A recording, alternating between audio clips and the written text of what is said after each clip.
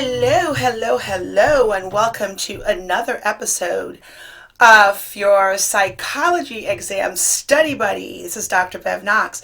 So we are on episode 6, and we're going to be covering sleep and dreams. So in this episode, I'm going to focus on the theory behind it all, and I'm going to help you to ace your psychology exam. Okay, so are we ready? Okay, here goes. First things first, let us define sleep.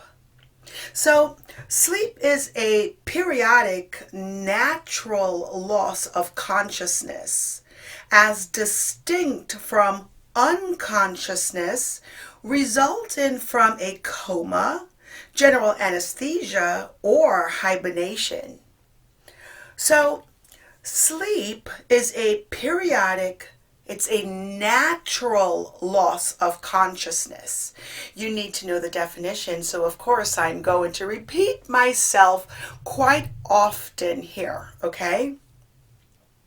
Sleep is a periodic, natural loss of consciousness, as distinct from unconsciousness resulting from a coma, general anesthesia, or hibernation. Sleep can be so sweet, renewing, and mysterious. While sleeping, you may feel dead to the world, but you are not. Even when you are sleeping deeply, your perceptual window is open just a little bit. So once again, sleep is a periodic, natural loss of consciousness. What is sleep? Now I want you to either say it out loud if you're by yourself. If you're not by yourself, you may not want to be speaking or saying these things out loud, but you could repeat after me in your mind. I want you to rehearse this information in your mind. That is how we're going to transfer the information from the sound of my voice into your long-term memory through rehearsal, okay? What is sleep? Sleep is a periodic, natural loss of consciousness, as distinct from unconsciousness resulting from a coma, general anesthesia, or hibernation. So let's talk about our biological rhythms and sleep in itself. Like the ocean, life has its rhythms, tides, right? You see the tides in the ocean going up and down and up and down with each wave. Over varying time periods, our bodies fluctuate, and with them, our minds. So let's look more closely at two of those biological rhythms. Our 24-hour biological clock and our 90-minute sleep cycle. So the first thing we are going to talk about is the circadian rhythm. And let's define that first. So the circadian rhythm, and let's pronounce this together. Circadian rhythm is our biological clock, regular bodily rhythms, for example, of temperature and wakefulness that occur on a 24-hour cycle. So you have to know this because it's on the quiz, right? So the definition of circadian rhythm is our biological clock, regular bodily rhythms, and an example would be temperature and wakefulness. And it occurs when? On a 24-hour cycle. So the rhythm of the day parallels to the rhythm of life. From our walk-in at a new day's birth to our nightly return to what Shakespeare called death's counterfeit. Our bodies roughly synchronize with the 24-hour cycle of the day and night thanks to an internal biological clock called the what? Circadian rhythm. Now, as morning rises, okay, our body temperature also rises. It then peaks during the day, dips for a little time before afternoon. So again, what is circadian rhythm? Go ahead, think about it. What kind of clock is it? It is our biological clock. Regular bodily rhythms. And it occurs when? It occurs on a 24-hour cycle. Okay, so let's move on to the sleep stages. What is the biological rhythm of our sleeping and dreaming stages? Sooner or later, sleep overtakes us all. And consciousness fades as different parts of our brain's cortex stop communicating. Yet the sleeping brain remains active and has its own biological rhythm. So about every 90 minutes, we cycle through distinct sleep stages. So I'm going to go over some definitions with you right now that you need to know. The first being REM sleep, R-E-M sleep. And REM stands for rapid eye movement. So REM sleep, REM sleep, just means rapid eye movement sleep. A reoccurring sleep stage during which vivid dreams commonly occur, also known as the paradoxal sleep, because the muscles are relaxed, except for minor twitches, of course, but other body systems are active. So for REM sleep, I want you to remember it's rapid eye movement sleep. A reoccurring sleep stage during which vivid dreams commonly occur. So if you have a question on your exam that asks you, which of the sleep stages vivid dreams occur, it is where? It is in the REM sleep stage, the rapid eye movement sleep stage, a reoccurring sleep stage during which vivid dreams commonly occur. What is REM sleep?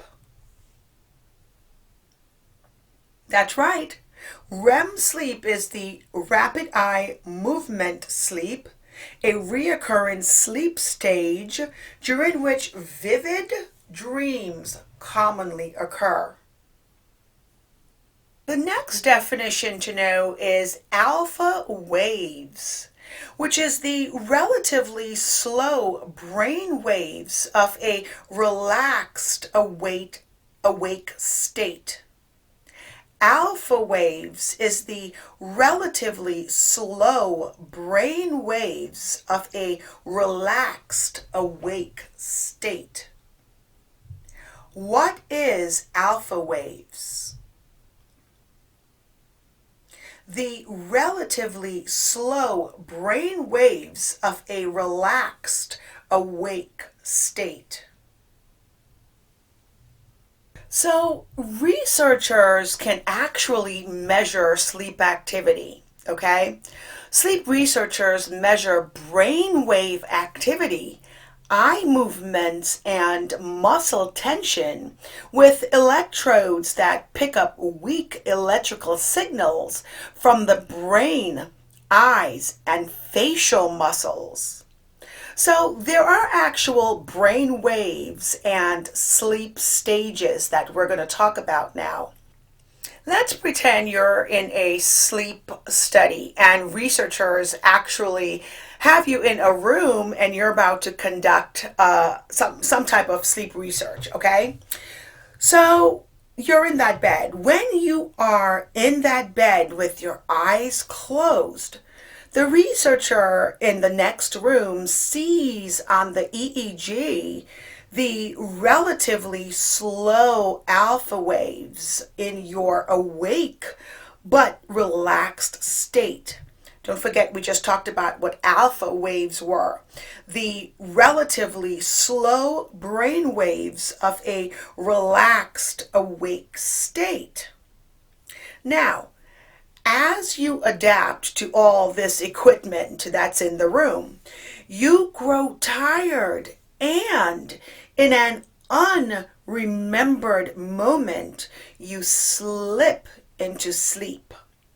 This transition is marked by the slowed breathing and the irregular brain waves of non-REM Stage One Sleep.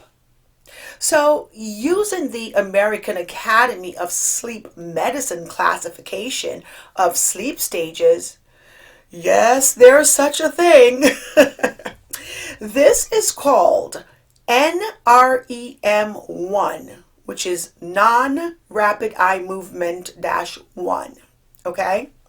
During this brief NREM-1, you have to remember that, sleep, you may experience fantastic images resembling hallucinations, sensory experiences that occur without a sensory stimulus. Let's get that definition into your long-term memory right now. Okay, so hallucinations are false memory experiences. And this will be on the quiz, so you have to remember they are false sensory experiences, such as seeing something in the absence of an external visual stimulus. Hallucinations are false sensory experiences, such as seeing something in the absence of an external visual stimulus. What are hallucinations?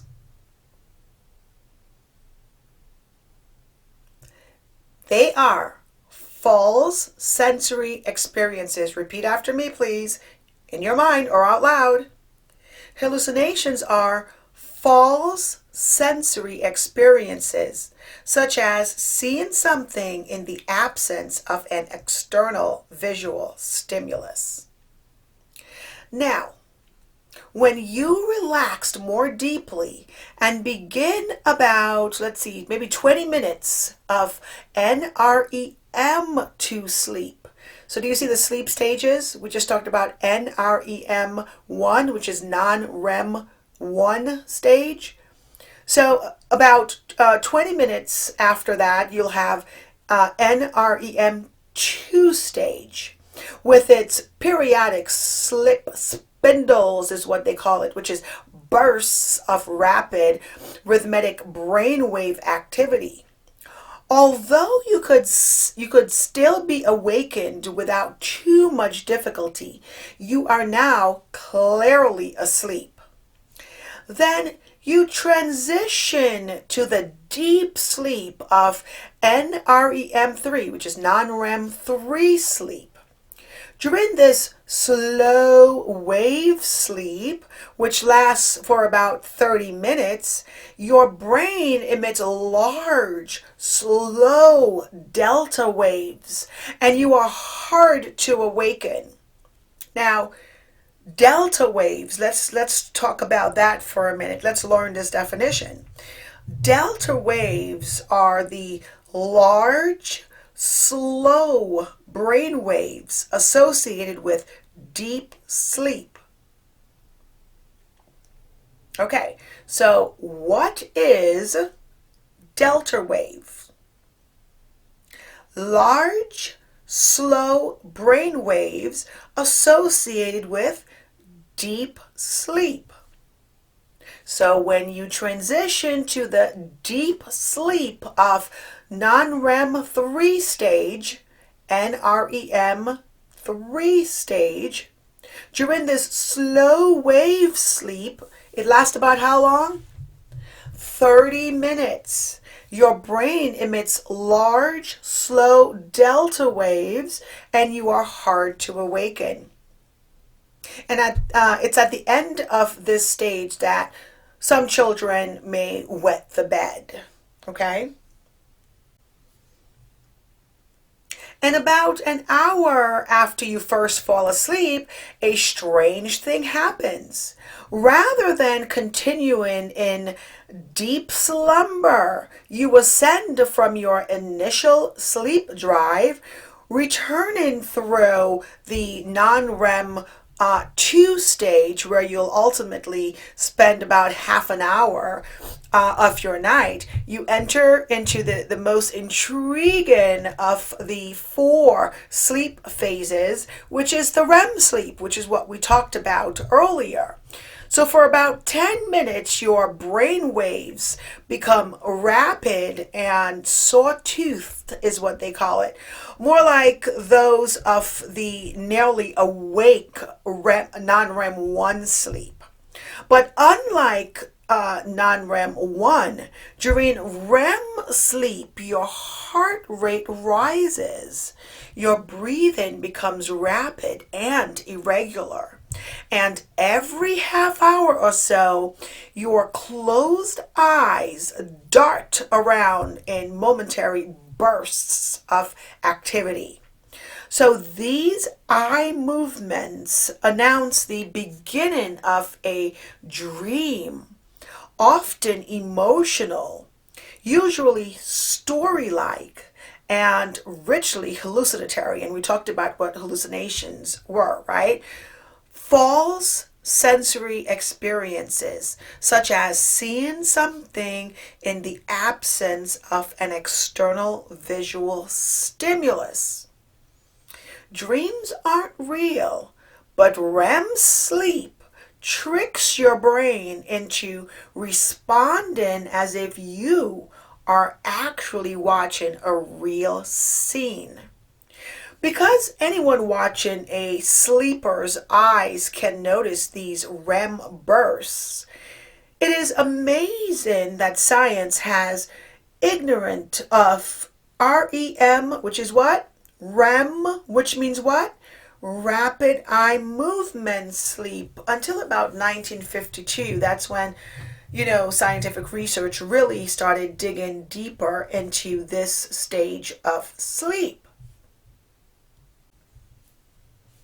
So let's go into now why we sleep, okay? So why do we sleep? Why do you think sleep is so very important for our bodies and our minds? Well, so our sleep patterns differ from person to person and from culture to culture. That's the first thing you need to know. But why do we have this need for sleep? Psychologists offer 5 possible reasons, okay? The first one is sleep protects. When darkness shut down the day's hunting, gathering, and travel, our distant ancestors were better off in a cave out of harm's way. So the first reason why we sleep is to protect ourselves. Number 2, sleep helps us recuperate.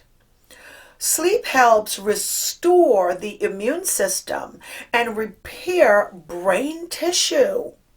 Sleep gives rested neurons time to repair themselves, while pruning, weakening unused connections.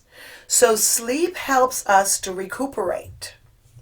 3, sleep helps restore and rebuild our fading memories of the day's experiences. To sleep is to strengthen. Sleep consolidates our memories by replaying recent learning and strengthening neural connections. So sleep helps restore and rebuild our fading memories of the day's experiences. 4. Sleep feeds creative thinking. That's a huge one. Sleep feeds creative thinking. Dreams can inspire noteworthy artistic and scientific achievements, such as the dreams that clued different chemists and creative thinkers to create new experiments. Sleep feeds creative thinking. And 5, sleep supports growth. Yes, sleep supports growth. During slow wave sleep, which occurs mostly in the first half of the night's sleep, the pituitary gland releases a growth hormone that is necessary for muscle development. Oh yes, sleep supports growth. Okay, so let's talk a little bit about sleep deprivation and sleep disorders. When our body yearns for sleep but does not get it, we begin to feel terrible. I know I do. What about you guys? Yes, you do. Stop lying. Yes, you do. Your body begins to feel terrible when you don't get enough sleep. Trying to stay awake, we will eventually lose. And in the tiredness battle, sleep always wins. We are human. We need to sleep. So let's talk about the effects of sleep loss. Today, more than ever, our sleep patterns leave us not only sleepy, but drained of energy and feelings of well-being. This tiredness tendency has grown so steadily that some researchers have labeled the current times of quote-unquote great sleep recession. Yes, it is a thing. Great sleep recession. Now, obviously, when we need to sleep, sleep commands roughly 1/3 of our lives. That's on the quiz. You better remember it, okay? So sleep commands roughly 1/3 of our lives, some 25 years on average. And sleep loss is also a predictor of depression. Can you believe that?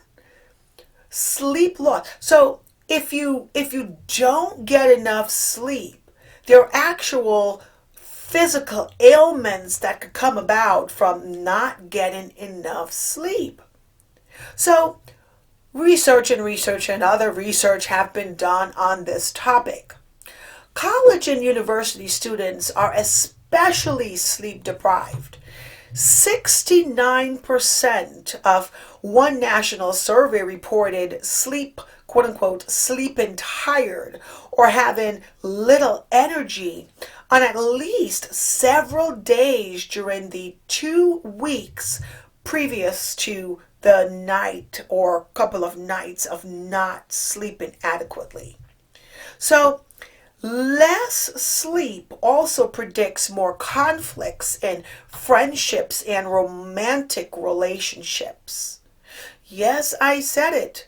Less sleep is a predictor of what? Conflicts in friendships and romantic relationships. Tiredness triggers testiness. Again, we talked about sleep loss is also a predictor of depression. Researchers who have done so much studies on this found that those who slept for 5 hours or less a night. Let me say it again, 5 hours or less a night had a 71% higher risk of depression than folks who actually slept 8 hours or more. Sleep deprived students often function below their peak, okay? Lack of sleep can also make you gain weight. Let's talk about what else sleep deprivation does.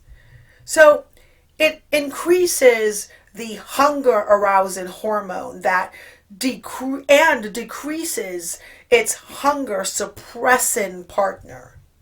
It decreases metabolic rate, a gauge of energy use. It decreases production of cortisol, a stress hormone that stimulates the body to make fat. And it enhances limbic brain responses to the mere sight of food and decreases cortisol responses that help us reset temperature. Yes, sleep deprivation, it's a horrible thing. Sleep deprivation definitely affects our physical health, okay?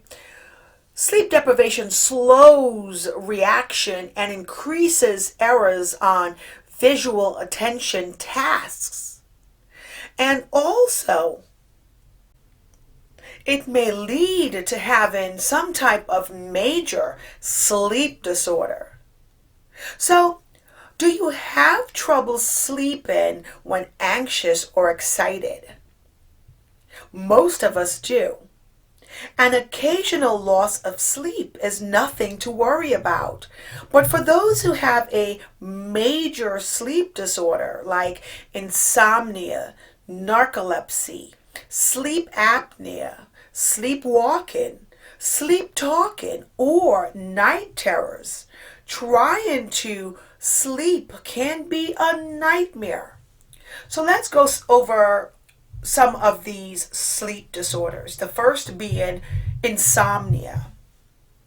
Insomnia is the recurring problems in falling or staying asleep. Now notice I stated problems in falling or staying asleep. So you could, be someone with insomnia that your head hits the pillow at 10 o'clock, okay? Your bedtime is 10, you have to wake up at 6 in the morning. Your head hits the pillow at 10, you're out, okay? But you wake up at 2 o'clock in the morning like clockwork and you can't get back to sleep and you have to be out, you have to get up at 6 o'clock in the morning to be out by 7, okay? And this is reoccurring. It just doesn't happen one time. It happens every night. That is an example of insomnia. Or your head hits the pillow at 10 and you have to wake up at 6. You can't fall asleep until 2 o'clock in the morning. And then you still have to wake up at 6 in the morning and you're exhausted during the day. So insomnia is the recurring problems in falling or staying asleep. What is insomnia?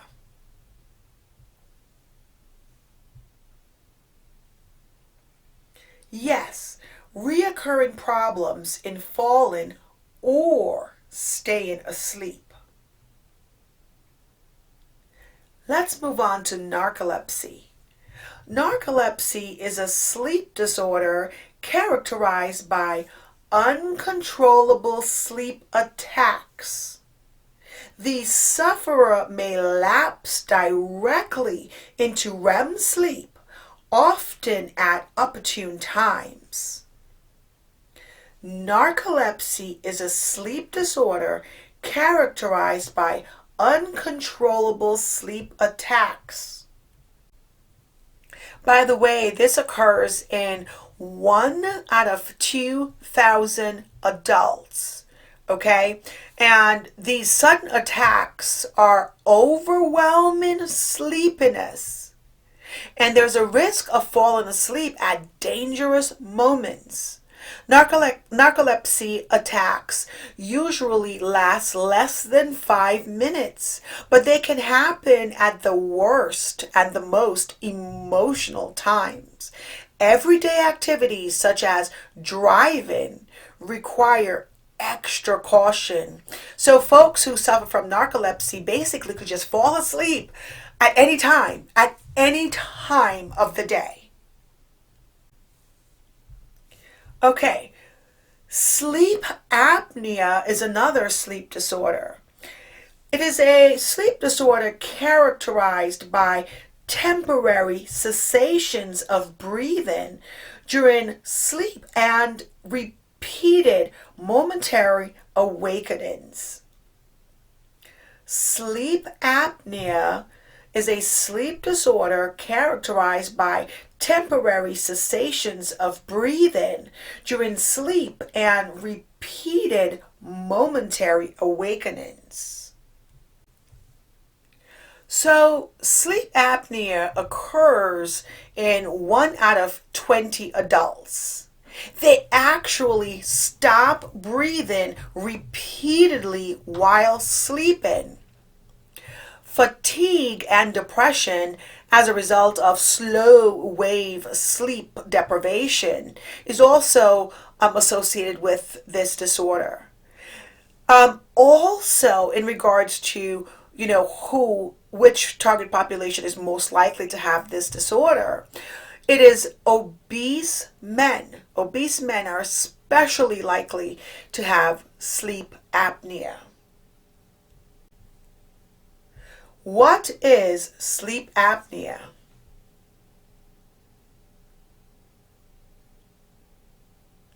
A sleep disorder characterized by what? By temporary cessations of breathing, right? Cessations mean they stop breathing, okay, during sleep and repeated momentary awakening.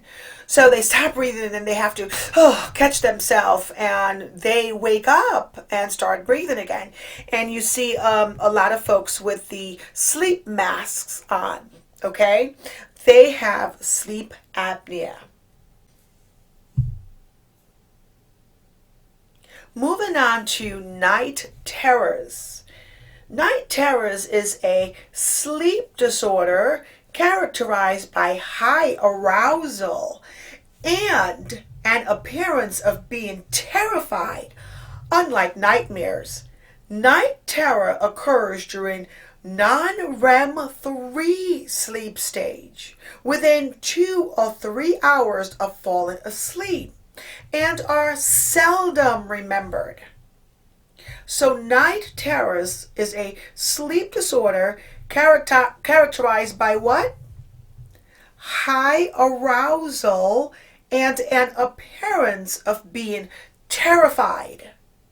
It's unlike nightmares.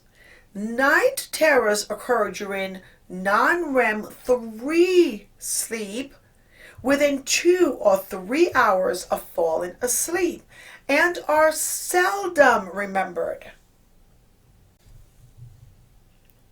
Night terrors occur in 1 out of 100 adults, and in regards to children, it's 1 in 30. So there is an appearance of being completely terrified, and they're talking nonsense, sitting up or walking around during non-REM 3 sleep. It's different from nightmares, so you have to remember that. The person is not having a nightmare. Night terrors are different from nightmares, okay? So, doubling of a child's heart rate and breathing rate during this attack. Luckily, children remember little or absolutely nothing of the fearful event the next day. As people age, night terrors become more and more rare. So let's move on to dreams. A dream is a sequence of images, emotions, and thoughts passing through a sleeping person's mind. A dream is a sequence of images, emotions, and thoughts passing through a sleeping person's mind. So, we spend 6 years of our life in dreams, many of which are anything but sweet. I mean, if we're having wonderful dreams, okay, and we're dreaming about the most amazing vacation or person that we're with and everything is hunky-dory, that would be wonderful and blissful, right? But that's not always the case. For both men and women, 8 in 10 dreams are marked by at least one negative event of emotion. Common themes include repeatedly falling in an attempt to do something, being attacked, pursued, or rejected, or experiencing misfortune. Dreams with sexual imagery occurs less often than you might think. In one study, only 1 in 10 dreams among young men and 1 in 30 among young women had sexual content. More commonly, a dream's storyline incorporates traces of previous days, non-sexual experiences, and preoccupations. So, a dream is a sequence of images, emotions, and thoughts passing through a sleeping person's minds. What is a dream? That's right, a sequence of images, emotions, and thoughts passing through a sleeping person's mind. So, why do we dream? Dream theorists have proposed, oh yes, there is such a thing. There is such a thing as dream theorists, okay? Which is basically researchers or theorists that focus on dreams. So, dream theorists have proposed several explanations of why we dream, including these. To satisfy our own wishes. That's one. Also, to manifest content, the apparent of remembered storylines as a censored, symbolic vision of its latent context, the unconscious drives and wishes, often erotic, that would be threatening if expressed directly. So, Freud considered dreams the key to understanding our inner conflicts. However, his critics say that it is time to wake up from Freud's dream theory. So you have a lot of critics that criticize Freud's theory, which they regard as a scientific nightmare. So when we speak of manifesting content, what are we talking about? Well, according to Freud, the remembered storyline of a dream as distinct from its latent or hidden content. So the manifest content, according to Freud, is the remembered storyline of a dream. What is manifest content? And you have to say it's according to Freud because there are different theories about this. So according to Freud, it's the remembered storyline of a dream. And latent content, according to Freud, is the underlying meaning of a dream as distinct from its manifest content. So, manifest content is the remembered storyline of a dream, and latent content is the underlying meaning of a dream.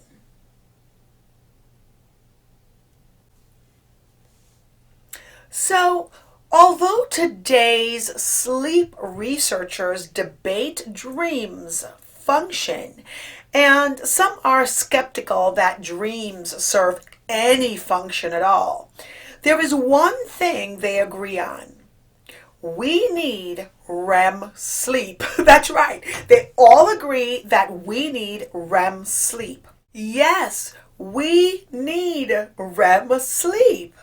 Deprived of it by repeated awakenings, people return more and more quickly to the REM stage after falling back to sleep. When finally allowed to sleep undisturbed, they literally sleep like babies.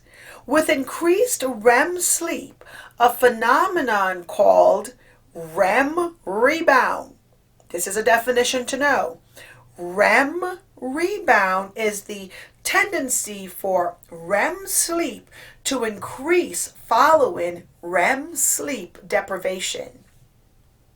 So Rem Rebound is the tendency for REM sleep, REM sleep, which is what? Rapid eye movement sleep. So rapid eye movement rebound is the tendency for rapid eye movement sleep to increase following REM sleep deprivation.